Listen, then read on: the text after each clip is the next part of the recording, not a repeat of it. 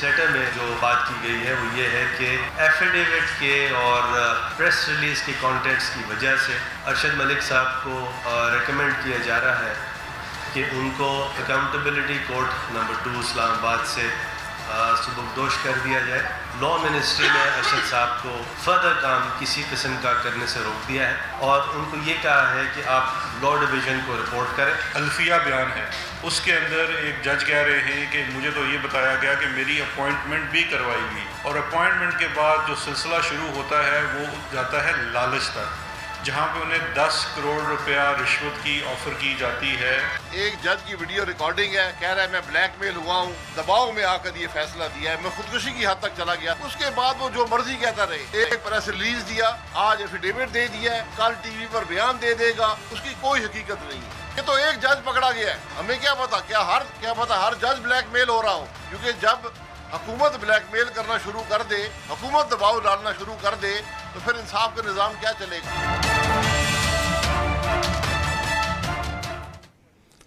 السلام علیکم, آپ دیکھ رہے ہیں نیوز وائز اور میں افتخار شیرازی. ناظرین, سابق وزیر اعظم نواز شریف کے خلاف کیس سننے والے احتساب عدالت کے جج ارشد ملک صاحب کی ویڈیو کلپ کی باز گشت اب وزارت قانون اور ہائی کورٹ سے ہوتے ہوئے سپریم کورٹ تک جا پہنچی ہے. اور آج ہم نے دیکھا ہے کہ اسلام آباد ہائی کورٹ کے قائم مقام چیف جسٹس عامر فاروق صاحب نے ایک سفارش پر مبنی ایک خط بھیجا ہے وزارت قانون میں, جس میں کہا یہ گیا ہے کہ ارشد ملک صاحب کو کام کرنے سے روکا جائے اور ساتھ میں ان کی خدمات وزارت قانون کے راستے سے ہوتے ہوئے لاہور ہائی کورٹ کو منتقل کرنے کا بھی کہا گیا ہے. یوں وزارت قانون نے بھی ایک حکمنامہ جاری کیا جس میں ان کو کام کرنے سے روک دیا گیا, اور ساتھ میں یہ بھی ناظرین دیکھا گیا ہے کہ آج سپریم کورٹ میں ایک درخواست آئی تھی. اشتیاق مرزا صاحب ایک مقامی وکیل ہیں, انہوں نے کہا تھا کہ اس معاملے کو دیکھا جائے, تو آج سپریم کورٹ نے اسے بھی ٹیک اپ کیا ہے اور 16 تاریخ کو chief justice of Pakistan Asif Saeed Khosa کی سربراہی میں فل بینچ اس معاملے کو دیکھے گا, تو گویا کہ وہاں پہ بھی یہ سماعت کے لیے مقرر ہو گیا ہے. ساتھ میں یہ بھی دیکھا گیا کہ آج ارشد ملک صاحب نے ایک بیان حلفی جمع کرایا ہے رجسٹرار آفس میں, جس میں انہوں نے یہ دعویٰ کیا ہے کہ اس سارے معاملے کے دوران جب وہ یہ کیس سن رہے تھے تو 2 اہم شخصیات ہیں جن کا تعلق ہے مسلم لیگ نون سے, وہ ان کے پاس آئے, ان کو 10 کروڑ روپے مالیت کی ایک طرح سے برائب کرنے کی کوشش کی. ان کو کہا گیا کہ پیسے آپ کو دیے جا سکتے ہیں اگر آپ اس کیس سے علیحدہ ہو جائیں, اور ساتھ میں ان شخصیات نے یہ بھی دعویٰ کیا کہ ان کی جو تعیناتی ہوئی ہے وہ بھی کسی جو بااثر شخص نے کی ہے, وہ بھی نواز شریف صاحب کے یا نون لیگ کے کہنے پہ کی گئی ہے. تو دوسری طرف ہم نے یہ دیکھا ہے کہ آج جب ان کا بیان حلفی آیا اس کے بعد پاکستان کے وزیر قانون فاروق نسیم صاحب اور ان کے ساتھ احتساب سے کے متعلق مشیر ہیں پرائم منسٹر کے شہزاد اکبر صاحب نے انہیں ایک جوائنٹ پریس کانفرنس کی ہے, اور بظاہر یہ دیکھا گیا ہے کہ جو بیان حلفی داخل کیا ہے ارشد ملک صاحب نے, ان کا وہ دفاع کرتے نظر آئے ہیں. انہوں نے یہ بھی کہا ہے کہ اگرچہ ان کو کام کرنے سے روک دیا گیا ہے لیکن اس سے ان کے ماضی میں کیے گئے جو فیصلے ہیں ان پہ کوئی اثر نہیں پڑے گا. تو آج ناظرین دیکھنا یہ ہے کہ اس جو ویڈیو کلپ آیا اور اس کے بعد جو آج اقدامات اٹھائے گئے ہائی کورٹ کی طرف سے, بڑے ایک قانونی سوال کھڑے ہو گئے ہیں. اس کے بعد ہم دیکھیں گے کہ کیا اس ویڈیو کلپ اور اس کے بعد جو ارشد ملک صاحب ان کا بیان حلفی ہے اس کی آئینی اور قانونی حیثیت کیا ہے. ان سوالوں کے حوالے سے بات ساتھ میں جو ان کے جو پرسنل کنڈکٹ ہے یہ بطور جج ان کا جو کنڈکٹ ہے اس کے اوپر جو سوال اٹھے ہیں کیا اس کے بعد جو انہوں نے ماضی میں کیے فیصلے کیے گئے ہیں ان کی طرف سے کیا ان کی بھی کوئی قانونی حیثیت ہے یا ان کو انڈو کرنا پڑے گا. اس ساری صورتحال پہ گفتگو کریں گے, اور آج میرے ساتھ شریک گفتگو ہیں اسٹوڈیو میں شاہ خاور صاحب, بڑے نامی گرامی ماہر قانون دان ہیں, بہت شکریہ سر وقت دینے کے لیے. اور ان کے ساتھ بیٹھے ہیں امجد علی شاہ صاحب, آپ وائس چیئرمین ہیں پاکستان بار کونسل کے اور سینئر لائر ہیں. بہت شکریہ سر. سب سے پہلے شاہ صاحب میں آپ ہی کی طرف آؤں گا. آج جو ایک بیان حلفی جج صاحب کی طرف سے آیا اس کے بعد ہم نے دیکھا ہے کہ ہائی کورٹ نے بھی اقدام لیا کہ ایک سفارشی خط لکھا کہ وزارت قانون کی جس کی بنیاد پر ان کو کام کرنے سے بھی روکا گیا, اور ساتھ میں ملک کی اعلیٰ ترین عدلیہ سپریم کورٹ نے بھی ایک فل بینچ تشکیل دے کے 16 تاریخ کو سارے معاملے کو سننے کے لیے بیٹھے گی. تو کس طرف جا رہا ہے سر, اس کی جو قانونی اور آئینی حیثیت بننے جا رہی ہے اس تنازع کی کیا بن رہی ہے آپ کے خیال میں؟ اصل میں تو اس طرح سے ہے کہ جتنے بھی ایک تو ہماری سپیریئر عدلیہ ہے جن کے ججز کے خلاف کمپلینٹ جو ہے وہ آرٹیکل 209 کے تحت ہوتی ہے. اس کے علاوہ ہمارے جتنے بھی ججز ہیں ان کا ایفیشینسی اینڈ ڈسپلنری رولز ہیں جس کے تحت ان کے خلاف کارروائی ہوتی ہے جہاں پر ان کا مس کنڈکٹ ہو. تو ارشد ملک صاحب کی جو ویڈیوز تھیں یا پھر اس کے بعد ان کا ایک ایکسپلینیشن آئی جس میں بھی انہوں نے مانا کہ جی واقعی میری ان کے ساتھ دوستی بھی تھی, پھر اس کے بعد بیان حلفی آ گیا. لیکن یہ ساری چیزیں اگر ملا کے دیکھی جائیں تو جو ججز کا کانڈکٹ ہے ان کو ادروائز دیکھیں, ججز کو سوشل نہیں ہوں گے, ججز ان کو آئسولیشن میں رکھا جاتا ہے صرف اس وجہ سے کہ ان کی جو ججمنٹس ہیں ان کو ججمنٹس دینے میں آسانی ہو, سوشل کانٹیکٹ ان کے نہ ہو, وہ لوگوں سے الگ طور پر اخبارات بھی نہیں پڑھا کرتے, بالکل اخبارات بھی نہیں پڑھیں گے, ٹیلی ویژن بھی نہیں دیکھیں گے کہ ان پر ان کے اس پہ انفلوئنس نہ ہو کوئی لوگوں کی رائے جو ہے ان کے فیصلوں پہ. تو مس کنڈکٹ انہوں نے کیا ہے تو اس کے جو ڈسپلنری پروسیڈنگز ہیں وہ ان کے خلاف ہونی چاہیے. رہ گیا سپریم کورٹ کا نوٹس لینا, تو پہلے بھی لوگ کہہ رہے تھے کہ آرٹیکل 184(3) کے تحت لینا چاہیے. تو میں سمجھتا ہوں کہ جہاں پہ آرڈینری ریمیڈی اویلیبل ہو تو وہاں پہ 184(3) کے تحت جو سپریم کورٹ کا اختیار ہے اس کو استعمال اس لیے نہیں ہونا چاہیے کہ جب بھی سپریم کورٹ نے اس اختیار کو استعمال کیا ہے تو اس پر انگلیاں اٹھی ہیں. تو اس ادارے کی عزت اور رسپیکٹ اسی وقت قائم رہے گی کہ جب وہ 184(3) کے تحت ایسے معاملات میں انوالو نہ ہوں جہاں پر آرڈینری کورس آف لا جو ہے اس میں ریمیڈیز اویلیبل ہوں. صحیح. اور شاخاور صاحب آپ کی طرف آؤں گے. انفیکٹ جو آج بیان حلفی آیا ہے جس کے اوپر آج وزیر قانون نے پریس کانفرنس بھی کی اور لگتا ہے ان کے خیال میں لگتا ہے کہ یہ چارج شیٹ ہے نون لیگ کے خلاف, کتنا مضبوط ڈیفنس لگ رہا ہے جو انہوں نے اپنے حق میں پیش کیا ہے آج ہائی کورٹ کے اندر. آپ کو لگتا ہے کہ اس سے اپنے آپ کو ریسکیو کر پائیں گے؟ دیکھیں بات یہ ہے کہ اس میں بنیادی طور پہ بات یہ ہے کہ جو پہلا ریئیکشن ارشد ملک صاحب جج صاحب کی طرف سے آیا تھا وہ ایک پریس ریلیز تھی. میں سمجھتا ہوں کہ پریس ریلیز بھی ججز نہیں دیا کرتے. اگر ان کے خلاف کوئی ایسی بات ہو تو وہ جو اپنا متعلقہ فورم ہوتا ہے, جو اس صورت میں ان کی ایڈمنسٹریٹو کورٹ جو تھی وہ اسلام آباد ہائی کورٹ تھی, ان سے وہ گائیڈنس سیکھ کرتے یا ان سے یہ مراسلہ بھیجتے کہ یہ میرے خلاف بات ہو رہی ہے اور مجھے گائیڈ کیا جائے اور میں کیا کروں. اس پہ بھی انہوں نے کچھ ایڈمیشنز کی. انہوں نے گو کہ ویڈیو کی جو پوری کمپوزیشن تھی اس پہ تو شکوک و شبہات کا اظہار کیا کہ یہ کٹ اینڈ پیسٹ ہیں اور مختلف اوکیزنز پہ مختلف گفتگو کو یکجا کیا گیا. لیکن یہ اٹ سیلف یہ بھی ہے کہ آپ نے پھر ایکسیس دی ایسے لوگوں کو جو کہ ایک بڑے ہائی پروفائل کیس کے پرنسپل ایکیوز کے ساتھ منسلک تھے وہ لوگ. تو ایک تو وہ چیز ہو گئی. پھر اس کے بعد آج کا ان کا جو بیان حلفی ہے اس میں کچھ اور باتیں ہیں جو کہ اس پریس ریلیز میں نہیں ہیں. وہ بہت ساری چیزوں کی طرف سوالیہ نشان اٹھاتی ہیں کہ انہوں نے یہاں تک کہا کہ فیصلے کے بعد ان کو جو ہے وہ میاں نواز شریف صاحب کے پاس لے جایا گیا اور ان کو مجبور کیا گیا بلیک میل کر کے. یہ چیزیں ایسی کانفیڈنس انسپائرنگ نہیں ہیں. اور اس کی جو اونرشپ آج گورنمنٹ نے لی ہے, فروغ نسیم صاحب نے بطور لا منسٹر اور بیرسٹر شہزاد اکبر صاحب نے, میں سمجھتا ہوں کہ ان کو بھی اس معاملے سے الگ رہنا چاہیے تھا. آج وہ اس میں میں سمجھتا ہوں کہ ایک فریق بن گئے ہیں اس بیان حلفی کو اگر انہوں نے سپورٹ کیا ہے, کیونکہ ان کا اپنا سٹانس یہ تھا, پرائم منسٹر کا سٹانس یہ تھا کہ ہم اس معاملے سے الگ تھلگ رہیں گے اور یہ معاملہ سپیریئر جوڈیشری اور مذکورہ جج صاحب کا ہے, یہ وہ خود اس کو جو ہے اس کی تفتیش کریں یا جو بھی اس پہ قانونی کارروائی کرنی ہے. تو یہ چیزیں مشکوک ہو رہی ہیں میں سمجھتا ہوں. اور آپ کے خیال میں یہ سوال بھی اٹھے گا جب سپریم کورٹ اس معاملے کو دیکھے گا کہ جب ایک نگراں جج موجود تھے اور اگر آپ پہ کوئی دباؤ تھا یا آپ کو تھریٹ کیا جا رہا تھا تو اس وقت نوٹس میں کیوں نہیں لایا گیا؟ بالکل. دیکھیں بات یہ ہے کہ یہ اس پورے کیس کی, کیونکہ یہ بڑا ہائی پروفائل کیس تھا, سپریم کورٹ آف پاکستان کی ایک لارجر بینچ نے اس پہ فیصلہ کیا تھا, اس کے نتیجے میں یہ ریفرنسز بنے تھے اور وہ ریفرنسز اور اس میں جو پیناما کا جو ججمنٹ تھی اس میں خود ایک معزز جج جو ہے ان کو مانیٹرنگ جج اس کا مقرر کیا گیا تھا. تو مانیٹرنگ جج کا مطلب یہی ہوتا ہے کہ آپ کو کوئی شکایت ہے یا کوئی ایسی چیز ہے, آپ نے کوئی رہنمائی حاصل کرنی ہے عدالتی فیصلے میں نہیں باقی چیزوں میں, تو وہ ان کا فرض بنتا تھا کہ وہ ان کے نوٹس میں لاتے. اگر ان کے نوٹس میں نہیں لایا تو ان کی جو ایڈمنسٹریٹو ہائی کورٹ تھی اسلام آباد ہائی کورٹ, اس کے نوٹس میں لاتے. تو اتنے عرصے کے بعد بیان حلفی اور وہ جو ان کی پہلی سٹیٹمنٹ ہے اس میں جو وقت ہے اس کے بعد یہ رائے قائم کی جا سکتی ہے کہ یہ ایک آفٹر تھاٹ ہے, یہ سوچی سمجھی مطلب سوچ سمجھ کے یہ ایک بیان جو ہے وہ بنایا گیا ہے. اب اس کی کیا ایویڈنٹری ویلیو ہے اور اس کو کتنا زیادہ اتھینٹک سمجھا جا سکتا ہے یہ تو پھر آنے والا وقت بتائے گا. اب جیسا کہ سپریم کورٹ آف پاکستان میں بھی یہ درخواست دائر ہو گئی ہے تو اس میں یقیناً پہلی پیشی کے اوپر سپریم کورٹ آف پاکستان اس کی مینٹینیبلٹی کے اوپر بات کرے گی کہ کیا وہ یہ درخواست جو ہے یہ مینٹینیبل بھی ہے یا نہیں ہے.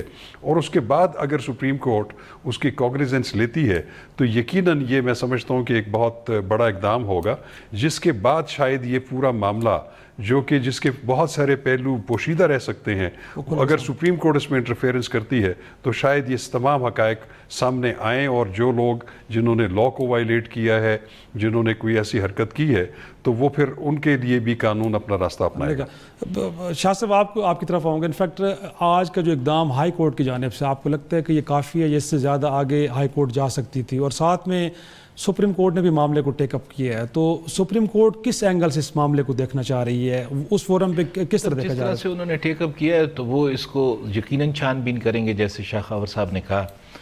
لیکن میرا ذاتی یہ ویو ہے کہ وہ جب بھی سپریم کورٹ خود، جیسے اب پاناما کیس تھا، سپریم کورٹ نے خود اس کیس کو لے لیا، صحیح، تو دیکھیں اس پہ بہت زیادہ انگلیاں اٹھیں۔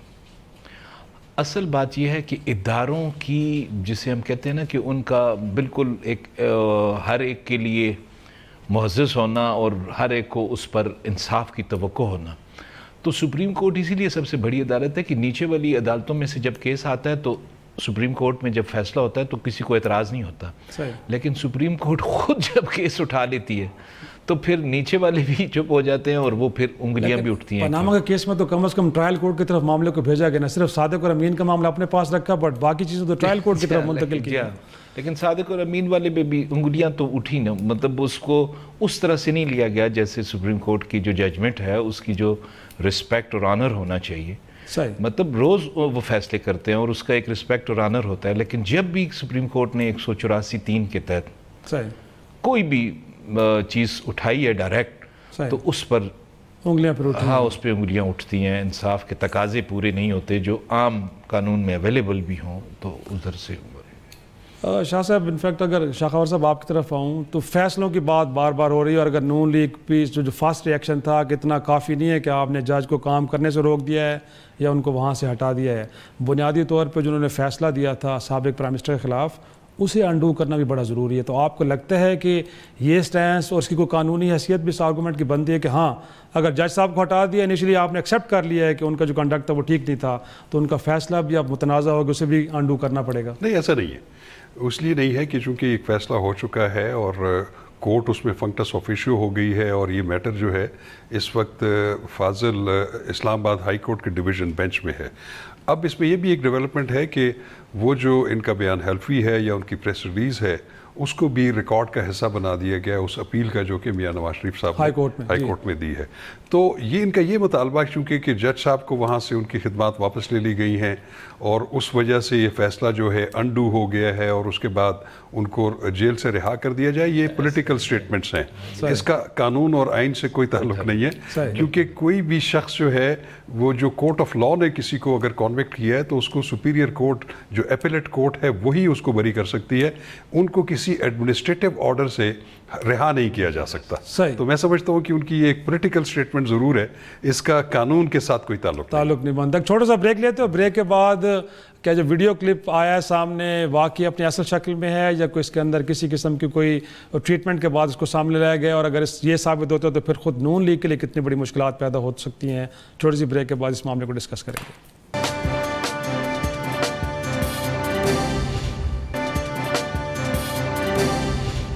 شو میں ایک بار پھر خوش آمدید۔ امجد شاہ صاحب آپ کی طرف آؤں گا۔ انفیکٹ آج اس خدشے کا بھی اظہار کیا گیا کہ اگر یہ ویڈیو یہ آڈیو فیک ثابت ہوتی ہے، اس کے اندر کسی قسم کی کوئی ٹریٹمنٹ ثابت ہو جاتی ہے، تو پھر اس کی حیثیت پہ بھی سوال اٹھیں گے۔ تو آپ کو لگتا ہے شہزاد اکبر صاحب بھی فرما رہے تھے کہ پھر احتساب ایکٹ کا کوئی آرٹیکل 31A کا ذکر کر رہے تھے، اس کے تحت پھر نون لیگ کی قیادت کے خلاف بھی کوئی مقدمہ دائر ہو سکتا ہے، تو آپ کو لگتا ہے کہ معاملات اس طرف بھی جا سکتے ہیں؟ اس طرف جا سکتے تھے اس وقت تک جب تک کہ جج صاحب نے خود کوئی پریس ریلیز نہ دیا ہوتا یا انہوں نے خود ایڈمٹ نہ کیا ہوتا۔ انہوں نے بہت ساری باتیں تو وہ خود ایڈمٹ کر گئے، باقی رہ گئی اس کی فیک ہونا یا وہ تو اس صورت میں کہ جج صاحب خاموش رہتے جیسے ان کا کوڈ آف کنڈکٹ ہے، اور وہ جو ویڈیو ہے اس کا فرانزک ہوتا اور وہ پتہ چل جاتا غلط ہے، تو جج صاحب کے عزت کو اچھالنے پر تو آپ خیال میں وہ آپشن ختم ہو چکی ہے؟ نہیں، آپشن تو ختم اگر نہیں بھی ہوئی تو کمزور بہت ہو گئی ہے۔ اچھا، اگر یہ جواب نہ دیتے تو میرا خیال ہے زیادہ سٹرونگ ہوتے۔ صحیح، کہ وہ اگر ویڈیو فیک ثابت ہوتی تو پھر جج صاحب کی عزت کو اچھالنے کا ان کے اوپر ہو سکتا تھا، لیکن ایسی صورت میں جہاں جج صاحب اور مس کنڈکٹ کے نتیجے میں اب ان کے لیے کوئی سزا بھی ہوگی, صرف عہدے سے ہٹا دینا ہی کافی ہوگا؟ نہیں, ان کے لیے سزا ہے, ان کے لیے ڈسمسل فرام دی سروس ہے, ان کی کمپلسری ریٹائرمنٹ ہے, بہت ساری اس میں 2-3 سزائیں پرسکرائبڈ ہیں جو ان کے خلاف ثابت اگر ہوتا ہے انہوں نے مس کنڈکٹ کیا تو ان کے خلاف کارروائی تو ڈسپلنری پروسیڈنگ کے تحت ہو سکتی. اور شاخاور صاحب, آپ کو لگتا ہے کہ اب اس سارے معاملے میں کیونکہ عدلیہ کو بھی بدنام کرنے کے تاثر تو ضرور بہرحال ابھر رہا ہے, تو ریاست پاکستان جو کوئی عام شہری کوئی ایک اور بھی درخواست لے کے جا سکتا ہے جس میں سپریم کورٹ سے یا کسی اور عدلیہ سے کہا جائے اس معاملے کو اس تناظر میں بھی دیکھا جائے, تو وہ بھی ایک پروسیڈنگ آگے بڑھ سکتی ہے؟ یقیناً سپریم کورٹ اگر یہ سمجھے کہ وہ درخواست جو ہے وہ لوگوں کے بنیادی حقوق کے ساتھ ساتھ مفاد عامہ کا کوئی ایشو ہے تو پھر 184(3) کے تحت وہ اس پہ بھی ایکشن لے سکتے ہیں. لیکن یہ جو ایفیڈیوٹ آ گیا ہے اور وہ جو فیک الیجڈلی اگر وہ فیک ویڈیوز ہیں تو اس کی تو پھر پروب ہونا بڑا ضروری ہے. اب دیکھیں جب بلکہ شاہ صاحب مجھے سیکنڈ کریں گے کہ جب کوئی بندہ ایک حلفیہ بیان دے دیتا ہے تو وہ جس کے خلاف دے رہا ہے تو اس کو پھر اس پہ کراس ایگزامینیشن کا بھی حق ہوتا ہے. صحیح, ٹھیک ہے نا. تو جب آپ ایک حلفیہ بیان دے رہے ہیں اور آپ ایک بڑا زبردست قسم کا الزام لگا رہے ہیں, کچھ شخصیات کا نام بھی لے رہے ہیں, تو جب اگر اس کی تحقیق ہوگی چاہے وہ جوڈیشل کمیشن ہو یا کوئی اور کمیشن ہو تو پھر وہ جن کے خلاف انہوں نے الزام لگائے ہیں ان پہ جرح کرنے کا بھی حق ہوگا, اور ان کی جو ان کی کریکٹر ہے اس کو بھی امپیچ کرنے کی بھی سوالات ہو سکتے ہیں, ان کی کریڈیبلٹی کو امپیچ کیا جا سکتا ہے مختلف سوالات کر کے. تو یہ تو ایک ڈبل ایج ویپن ہوتا ہے. تو دیکھنا یہ ہے کہ اب اس کی ساری نظریں میں سمجھتا ہوں کہ اس وقت سپریم کورٹ آف پاکستان کے اوپر ہے. دیکھنا یہ کیا وہ اس درخواست کو جو کہ دائر ہوئی ہے اس میٹر کے اشتیاق مرزا صاحب کی, اگر وہ ایڈمٹ ہو جاتی ہے تو پھر میں سمجھتا ہوں کہ یہ مسئلہ کسی نہ کسی منطقی انجام تک پہنچے گا. لیکن پروب کیسے کیا جائے گا سر؟ اب سارے لوگ یہ جاننا چاہ رہے ہیں کہ پھر کوئی جی اے ٹی بنے گی. سپریم کورٹ اس کو 184(3) میں اپنی اوریجنل جیورسڈکشن میں اس کے پاس یہ اختیار نہیں ہے کہ وہ اس پہ شہادتیں اکٹھی کرے یا فورنزک ٹیسٹ کروائے. اس کے لیے لازمی وہ پھر اس پہ کوئی جوڈیشل کمیشن بنا سکتے ہیں, کوئی ایسی کمیٹی بنائی جا سکتی ہے کہ جس کو کہا جائے اور ان کو مینڈیٹ دے دیا جائے کہ آپ اس کی تحقیق کریں اور اس کی report supreme court of Pakistan میں پیش کریں. تو یہ اس کو ایک پاسبلٹی. تو امجد صاحب انفیکٹ اگر بادی نظر میں دیکھا جائے تو مس کنڈکٹ تو بہرحال جج صاحب کا کہیں نہ کہیں ہمیں لگتا ہے کہ ثابت ہو گیا ہے. تو پھر اس صورت میں تو میرا خیال میں اگر اس چیز کو جوڑا جائے ماضی کے فیصلوں سے تو کنٹروورشل کہیں نہ کہیں تو ہو گئے ہیں.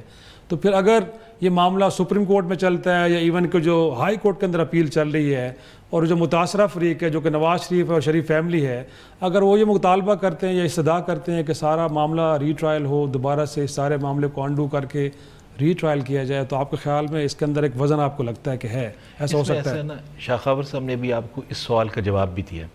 صحیح, میں ان سے اتفاق کرتا ہوں کہ ایک دفعہ جب ایک عدالت فیصلہ کر لیتی ہے تو فنکٹس ایفوشی ہو جاتی ہے, اس کا اب اس کا کام ختم ہو گیا. اب ان کے خلاف کوئی مس کنڈکٹ آ گیا یا ان کے خلاف کوئی چیز ثابت ہو گئی تو وہ اب اس کی کارروائی صرف جج صاحب کے ساتھ ہوگی. رہ گیا فیصلہ جو اپیلیٹ کورٹ میں پینڈنگ ہے. اب اپیلیٹ کورٹ کی جورسڈکشن ہے کہ وہ اس میں اس ایویڈنس کو دیکھ کے فیصلہ کرے گی. اور آپ کے خیال میں شاور خان صاحب کہ اس کو ایویڈنس کے طور پہ لیا جا سکتا ہے درخواست گزار کی طرف سے کہنے پہ, یا خود عدالت بھی فیصلہ کر سکتی ہے؟ کیونکہ یہ اب کورٹ کا ریکارڈ کا حصہ بنا دیا گیا ہے.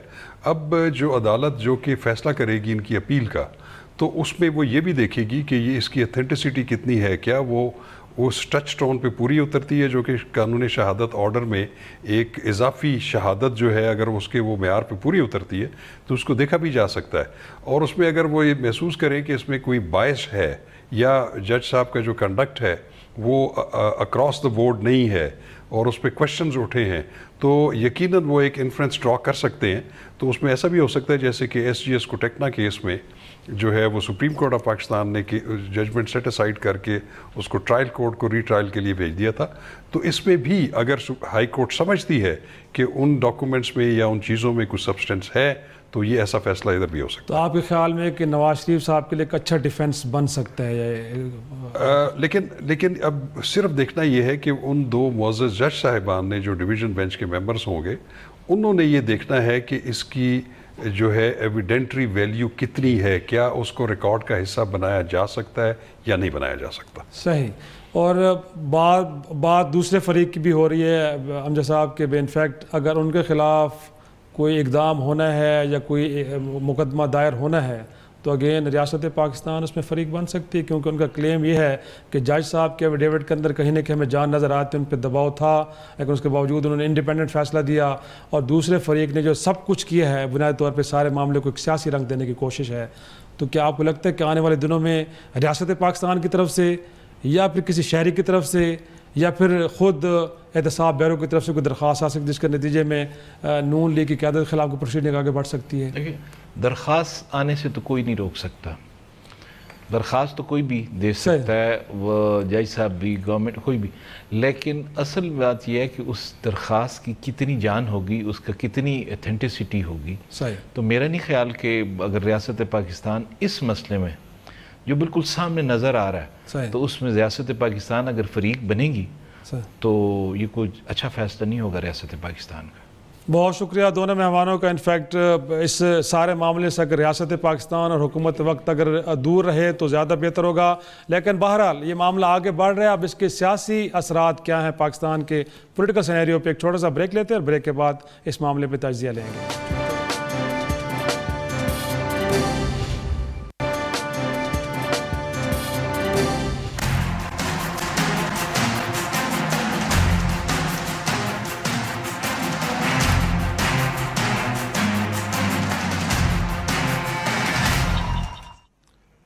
پروگرام میں ایک بار پھر خوش آمدید. ناظرین, احتساب عدالت کے جج ارشد ملک صاحب کو کام سے روکے جانے کے بعد نون لیگ نے بھی اپنے ریاکشن کا اظہار کیا ہے, اور مریم نواز صاحبہ نے جہاں اس کو اپنی اخلاقی فتح قرار دیا ہے, ساتھ میں اس اقدام کو ناکافی قرار دیا ہے. ان کا کہنا یہ تھا کہ صرف جج کو معطل کرنا, کام سے روکے جانا کافی نہیں ہے, بلکہ نواز شریف صاحب کے خلاف جو سزا ہے اس کو بھی ایک طرح سے کالعدم قرار دے کے ان کو رہا کیا جائے. اور ساتھ میں ہم نے دیکھا ہے کہ آج بلاول بھٹو زرداری صاحب نے بھی اس سارے معاملے پہ اپنا ریاکشن شو کیا ہے, اور انہوں نے بھی جج صاحب کو جو کنڈکٹ ہے اس کے اوپر سوال اٹھاتے ہوئے آصف علی زرداری صاحب کے خلاف جو جعلی اکاؤنٹس کیس کے اندر مقدمات چل رہے ہیں اس حوالے سے اپنے شبے کا اظہار کیا ہے, خدشات کا اظہار کیا ہے. یہ جو صورتحال اس وقت بنی ہے, اس کا فائدہ کس کو ہو رہا ہے, نقصان کس کا ہو رہا ہے, اس ساری صورتحال پہ آج تجزیہ لے رہے ہیں. ہمارے ساتھ معروف تجزیہ کار عارف نظامی صاحب ہیں. سر بہت شکریہ وقت دینے کے لیے. عارف صاحب, میں انفیکٹ آپ سے یہ سوال کرنا چاہوں گا, آج جو ڈیولپمنٹ ہوئی ہے ہائی کورٹ کی طرف سے ارشد ملک صاحب کو کام کو روکے جانے کے حوالے سے سفارش کرنا وزارت قانون کو, آپ کو لگتا ہے کہ بہت بڑی اچیومنٹ ہے نون لیگ کے لیے اور آگے چل کے اس کا فائدہ ان کو ہو سکتا ہے؟ یقیناً یہ اچیومنٹ تو ہے یا نہیں, یہ تو وقت بتائے گا. لیکن ان کی جو مریم نے جس ویڈیو کا پریس کانفرنس میں انکشاف کیا تھا, ویڈیو آڈیو کا, وہ اس نے جج موصوف کو متنازع بنا دیا, اور ان کی کریڈیبلٹی جو ہے وہ خاصی متاثر ہوئی ہے, جس کی وجہ سے اسلام آباد ہائی کورٹ کے چیف جسٹس کو انہیں الگ کرنا پڑا ہے احتساب عدالت سے, اور ان کی خدمات جو ہے لاہور ہائی کورٹ کے واپس بھیج دی گئی ہیں. تو یہ یقیناً ایک وقتی تھا, لیکن جو اس کے قانونی پہلو ہیں وہ تو ماہرین قانونی بتا سکتے ہیں, لیکن سیاسی طور پہ اس کا ایک تو یہ نقصان ہوا ہے کہ یہ جو احتساب کا عمل جس کے بارے میں اپوزیشن پہلے ہی کہتی ہے کہ یہ بڑا گدلا ہے اور یہ بائسڈ ہے, اس کو ایک اس کی جو کریڈیبلٹی ہے اس کو بہت بڑا دھچکا لگا ہے کہ اگر ججز اس طرح مینیپولیٹ ہو رہے ہیں, چاہے وہ مدعی کی طرف سے ہو رہے ہوں یا استغاثے کی طرف سے, دونوں صورتوں میں یہ جوڈیشری کے اوپر ایک بہت بڑا سوال اٹھ گیا ہے. اور یہ میرے خیال سے چیف جسٹس آف پاکستان جو ہیں جسٹس کھوسا صاحب, یہ ان کے اوپر بھی بھاری ذمہ داری عائد ہو گئی ہے کہ وہ کس طرح اس کیس سے نبرت ازما ہوتے ہیں. صحیح. اور آج جو آپ کے خیال میں وزیر قانون صاحب نے جو آج پریس کانفرنس کی ہے اس سے یہ تاثر ملا ہے کہ شاید وہ اس کی اونرشپ لے رہے ہیں, اگرچہ پہلے مرحلے میں پرائم منسٹر صاحب کی اسٹیٹمنٹ آئی تھی کہ معاملہ عدلیہ خود دیکھے, ان کا اس سے کوئی تعلق نہیں ہے. تو آج جو یہ جو ایک نیا ایک طرح سے فیصلہ کیا ہے حکومت نے کہ کہیں نہ کہیں اس کی اونرشپ لے رہی ہے, آپ کو لگتا ہے کہ یہ درست فیصلہ ہے اور اس کا ان کو فائدہ ہوگا یا نقصان بھی ہو سکتا ہے پاکستان تحریک انصاف کو؟ میرے خیال سے یہ فیصلہ جو ہے ذرا دیر سے کیا گیا. یہ اونرشپ اس وقت لینے کا کام تھا جب یہ معاملہ ہوا ہے, اور اپوزیشن کے الزامات کی روشنی میں یہ اونرشپ لیں یا نہ لیں.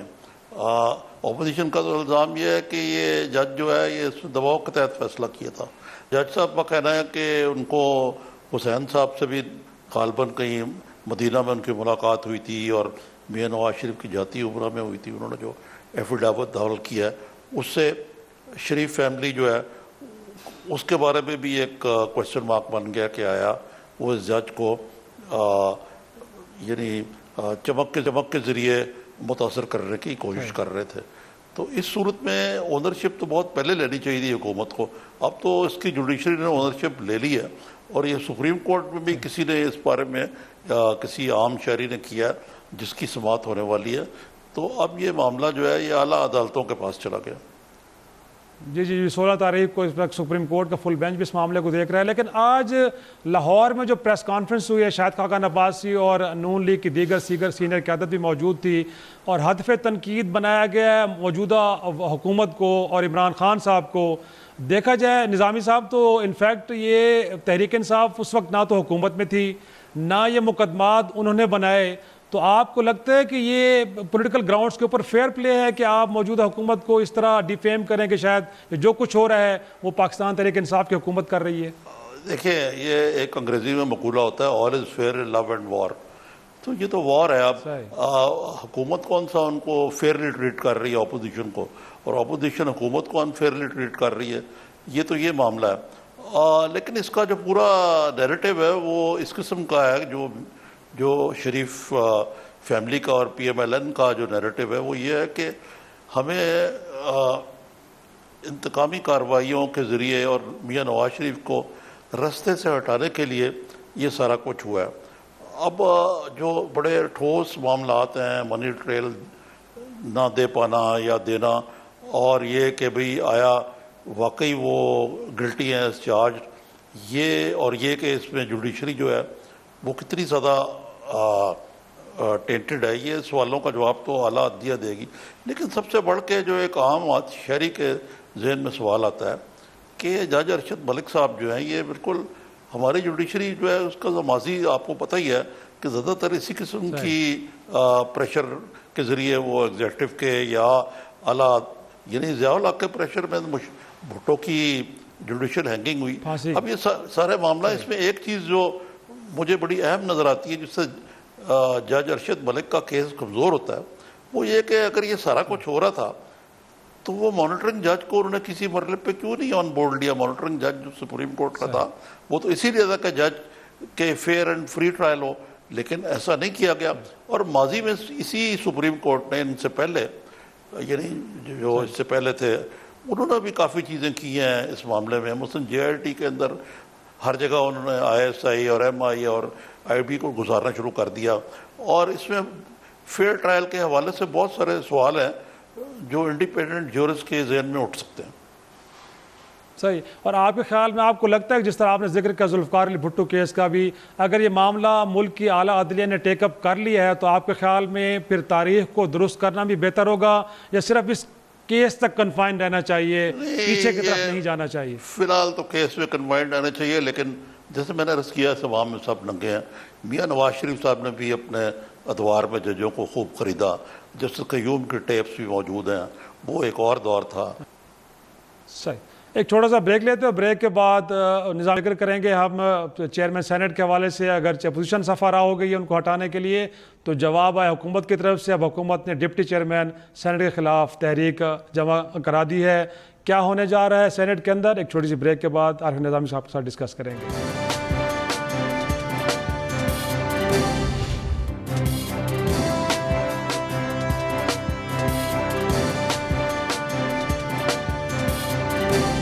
شو میں ایک بار پھر خوش آمدید ناظرین. انفیکٹ اپوزیشن جماعتیں چیئرمین سینٹ صادق سنجرانی کے خلاف صفحہ آراؤ ہوئیں تو آج حکومت اور ان کے اتحادی بھی ڈپٹی چیئرمین سلیم ماندی والا صاحب کے خلاف صفحہ آراؤ ہو گئے اور تحریک عدم اعتماد ان کے خلاف بھی جمع کرا دی گئی ہے. اس صورتحال پہ بھی بات کرتے ہیں. عارف نظامی صاحب، آپ کو کیا لگتا ہے سینٹ کے اندر اس وقت جو ایک لڑائی کا ماحول چل رہا ہے، یہ حالات کو کس طرف لے کے جائے گا؟ جو پولیٹیکل ٹیمپریچر ہے اور زیادہ بڑھے گا آپ کے خیال میں؟ یہ تو بڑھ چکا ہوا ہے. یہ دراصل شاہ خسانہ ہے جو رانا ثناء اللہ کا جو کیس ہوا ڈرگز کے گرفتاری، جو ان کو گرفتار کیا، اس کے بعد تو ٹیمپریچر بہت زیادہ ہو گیا. حکومت بھی پہلے بھی حکومت نہیں بلکہ میں اپوزیشن کی بات کر رہا ہوں کہ پہلے ذرا وہ ڈبل مائنڈڈ تھی کہ یہ کرنا چاہیے یا نہیں کرنا چاہیے.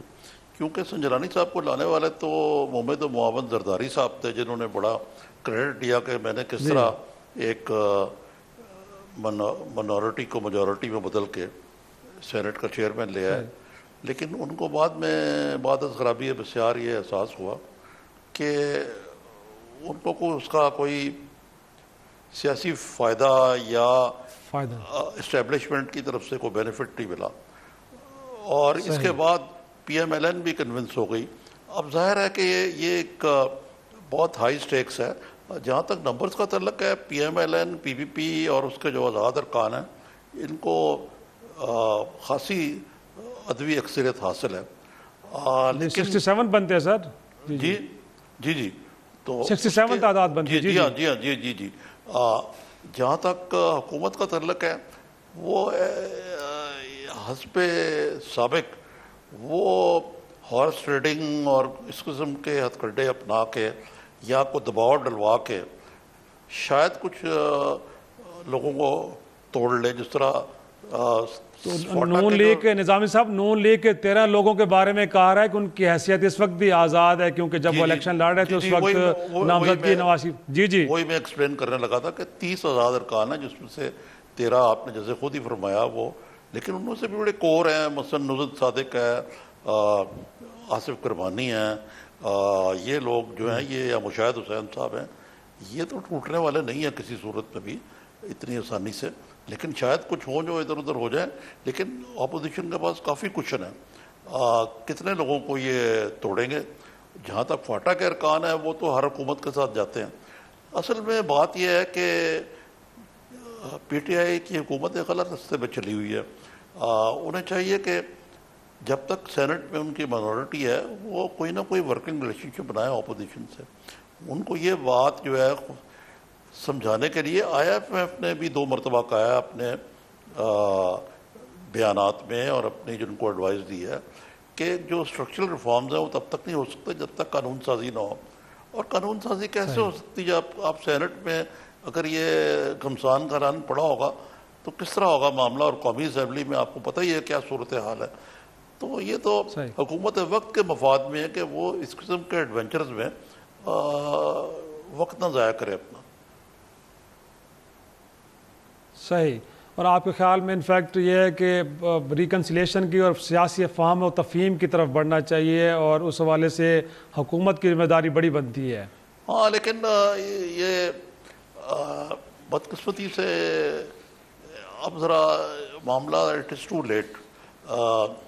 اگرچہ کبھی بھی سیاست میں ممکنات ہو سکتے ہیں، لیکن جو خان صاحب کا ابھی تک کا سٹینڈ ہے وہ تو بہت ہی غیر لچکدار ہے، اس حد تک کہ وہ ان کی باڈی لینگویج بھی جب وہ کبھی قومی اسمبلی میں آتے ہیں وہ ہاتھ تک تو ملانے کو تیار نہیں ہے اپوزیشن کے لوگوں سے.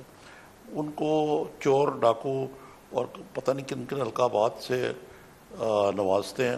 وہ لوگ جو انڈر ٹرائل ہیں ان کو بھی گلٹی تصور کیا جاتا ہے. اور دوسری طرف اپوزیشن بھی یہ فیل کرتی ہے دیوار سے لگایا ہوا ہے. تو اس صورت میں کیا گفتگو شدید یا کیا افہام و تفہیم ہو سکتی ہے. صحیح.